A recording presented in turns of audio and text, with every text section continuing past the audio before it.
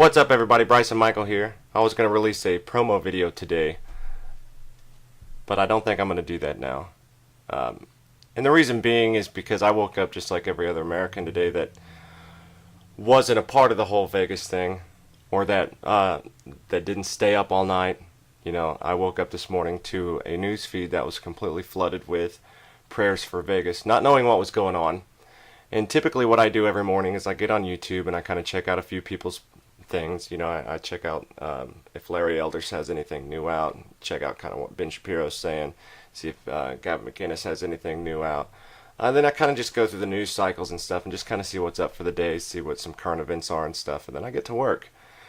But this morning my YouTube was flooded with all these live streaming things from CNN, Fox, MSNBC, all these different channels that is a rare look into news media, how it is today, because they're just as shocked as everybody else.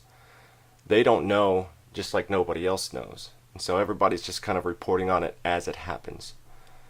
And as I watched through all the footage and watched through all the feeds, it was just kind of one of those things that really just, it struck a chord with me like nothing's ever struck a chord with me. And I think that's the fact that I'm a local country musician and I go play shows all over the place, and you guys will be meeting my band members throughout the podcast. I've talked to them about possibly coming on and doing some interviews and things. My bass player, I think, is going to come in on the first podcast, so you guys will get to meet him. But I get to go out. It's one of the greatest things in the world to be able to go out and just play music. And the people that show up to listen to you play music, and we play other people's music. And we play our own music, and we get to see the reactions of people not only enjoying our own music, but we get to see them enjoying other people's music.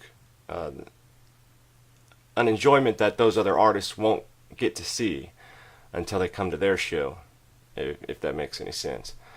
But we just have a ball, and it's carefree, it's careless. I mean, people go out there and they get drunk, and they get up. In Moline, Kansas this weekend, it was one of the funnest events we've ever had, and we were short of band members, so we as a band didn't feel whole, but we went out there and gave it our all anyways, and the good people of Moline, Kansas were just amazing, and they were all up in our face the whole time, and they were just having a blast. And we sang a song that I wrote, but I made up this ridiculous backstory and said it, and while I was singing the songs, they were listening to every word, and while they stood in front of me, they were literally responding back to me while I sang the songs. It was an amazing feeling. It was an amazing time. But everybody lets their guard down. Everybody lets their guard down at a live event when they're having fun. And see, these bars, these local bars and these local taverns and some of the places we play, not everybody's letting their guard down. There's just a few people that are letting their guard down. But these mass events where there's these big named artists, these people go there just to be entertained. When you go to a bar, there's a few people that just want to go to the bar and drink. They might not even like country music. They might not like the music you're playing. But at these big events, people are going there and they're paying high dollar because they're going there just to be entertained. They're going there just to let their guard down. They're going there just to let their worries go. They may have just gotten off work. They may have just had a bad day. They may have just had a bad week. They may have just gotten a divorce. And they go in there and they let their guard down. Nothing else matters except the music. And being entertained. That's all that matters. And to the musicians up on stage, it's the greatest feeling in the world to be on stage and to look out there on smiling faces, a sea of smiling faces. I've played a few big events where there's been big crowds in front of me. And it's one of the greatest feelings of all time. You look out and it's just people in front of you, and they're having a good time. They're there to have a good time. They're drinking beer. They're having so much fun, and they're not thinking about anything else but you. Now take that scenario, and then suddenly this happens.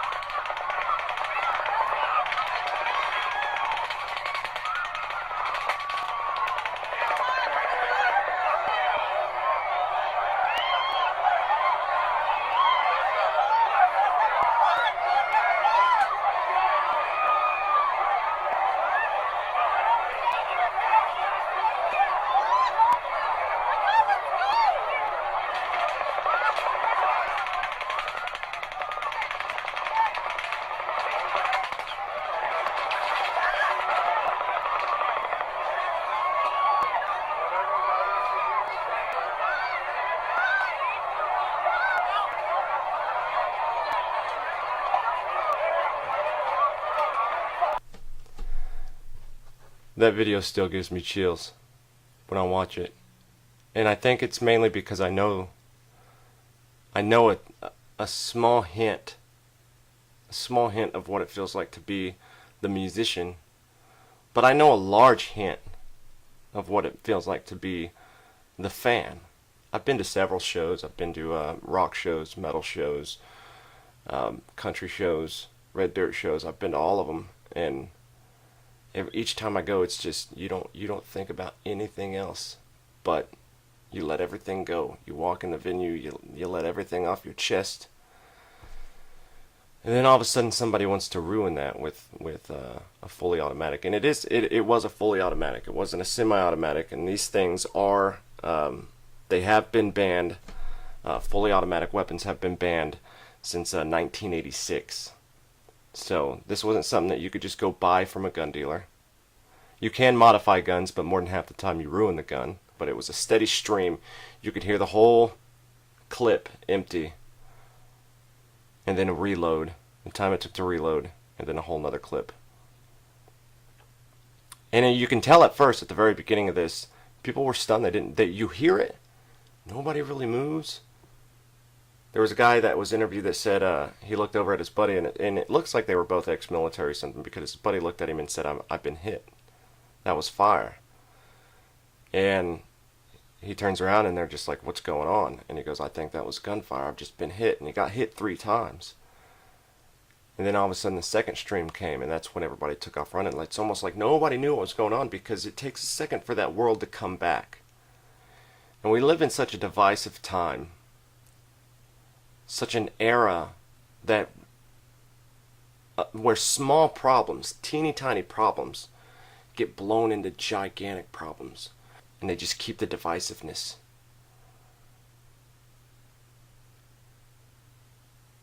It's not.